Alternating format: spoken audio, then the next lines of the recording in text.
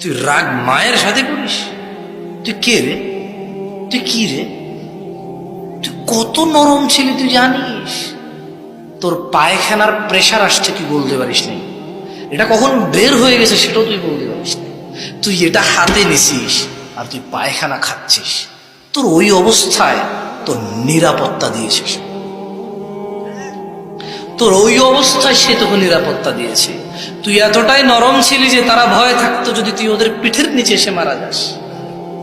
তোকে 3টা 4টা 5টা কাঁথা দিয়ে এক সাইডে রাখে নাই, তুই যদি পাল্টি খেয়ে পড়ে যাস। নিজেরা স্বামী স্ত্রী একটু কম জায়গায় শুয়েছে, কখনো কখনো মেঝেতে বিছনা করে তোর বাপে শুয়েছে, তোর মা তোকে নিয়ে খাটে শুয়েছে, তুই যাতে না পড়ে যাস। তুই রাগ করিস? তুই কে রে? তোর ছোটবেলাকে তুই বাদ দে রে, তুই তোর ওই ছোটবেলাটাকে বাদ দে যখন তোর মা তোকে এভাবে ধরছে তোর ভালোর জন্য। তুই খাস না এইভাবে 5 রকমের ডাল দিয়ে 3 রকমের সবজি দিয়ে, তুই খাস না, তোকে এইভাবে জোর করে খাওয়াছে, তুই খাবো না বলতে পারিস না। তুই ওই ছেলে রাগ দেখাস রে, ওই ছেলে রাগ দেখাস তোর মায়ের সাথে। বললো যে 3 ভাই আছে, মায়ের জামা কাপড় ঈদে আমি কিনে দিই, মা অসুস্থ হলে ডাক্তারের কাছে আমি নিয়ে যাই।